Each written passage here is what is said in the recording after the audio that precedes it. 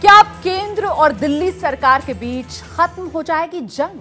सर्दी के इस मौसम में जंग की एक चाल ने दिल्ली की राजनीति को गरमा दिया है। दरअसल दिल्ली और केंद्र की जंग के केंद्र बिंदु में रहे उपराज्यपाल नजीब जंग ने आज इस्तीफा दे दिया है। दरअसल नजीब ने 9 जुलाई 2013 से दिल्ली के उपराज्यपाल के तौर पर कमान संभाली थी और कहा यह जा रहा है कि व्यक्तिगत कारणों से उन्होंने इस्तीफा दिया है।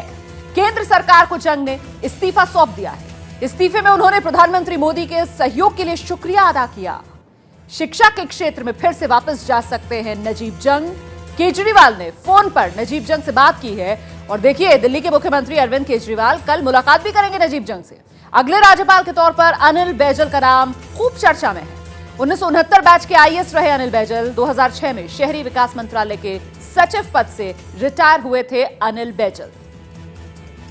उनके साथ काम करना अच्छा रहा और मैं उम्मीद करता हूं कि उनकी भविष्य में जो भी वो आगे काम करें उसमें उनको इस्तीफा क्यों दिया, क्या लगता है? मुझे बिल्कुल आइडिया नहीं। हम लोग ये जानना चाहेंगे कि क्या डील केजरीवाल जी के और नरेंद्र मोदी जी के बीच में हुई है जिस वजह से नजीब जंग जी को यहां से जाना पड़ा। केंद्र सरकार अगर कहीं ये कोशिश कर रही है कि अपने पिट्ठू को आरएसएस के किसी नुमाइंदे को यहां पर अगर लेकर के आया जाएगा तो कांग्रेस पार्टी उसका सख्त विरोध करेगी और कांग्रेस पार्टी सड़क के ऊपर आकर के उसका विरोध करेगी। दिल्ली के मुख्यमंत्री अरविंद केजरीवाल और उपराज्यपाल नजीब जंग के बीच लगातार विवाद चलता रहा। आरोप प्रत्यारोप का सिलसिला भी चलता रहा। मामला अदालत तक भी पहुंचा और अधिकतर मामलों में तो नजीब जंग का पलड़ा ही भारी रहा। लेकिन ऐसे में फिर भी नजीब जंग ने यह फैसला क्यों लिया, यह सवाल अभी भी बना हुआ है। तो नजीब जंग के इस्तीफे के बाद यह सियासत गर्मा गई है। वैसे नजीब जंग का जो पूरा कार्यकाल है वो ही विवादों से भरा रहा। केजरीवाल सरकार से उनकी पटरी बिल्कुल नहीं बैठ रही थी। केजरीवाल नजीब जंग को केंद्र का एजेंट बताते रहते थे।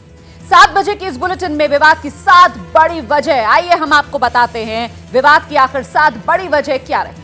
अधिकारों की लड़ाई को लेकर दोनों के बीच मामला कोर्ट में चलता रहा है। एनडीएमसी अधिकारी एमएम खान की हत्या में आरोपियों को बचाने को नाम उछला है नजीब जंग का। वहीं विधायक निधि 14 करोड़ करने की फाइल हाल ही में लौटाकर केजरीवाल को झटका दिया था नजीब जंग ने। इतना ही नहीं, सितंबर में न्यूनतम मजदूरी बढ़ाने की फाइल लौटा दी थी उपराज्यपाल ने। डेंगू को लेकर सरकार को कड़ी फटकार नजीब जंग लगा चुके थे। मनीष सिसोदिया को फिनलैंड दौरे से वापस बुलाने का आदेश भी दिया था नजीब जंग ने, जिस पर खासा विवाद हुआ था। और दानिश अफसरों की नियुक्ति और तबादले पर विवाद तो हमेशा बना रहा है। तो कुल मिलाकर ये 7 बड़ी वजह जिस वजह से तकरार लगातार बनी रही नजीब जंग और दिल्ली सरकार में। वहीं बीजेपी के प्रदेश अध्यक्ष मनोज तिवारी ने कहा है कि उन्हें नहीं पता कि आखिर एलजी ने इस्तीफा क्यों दे दिया है।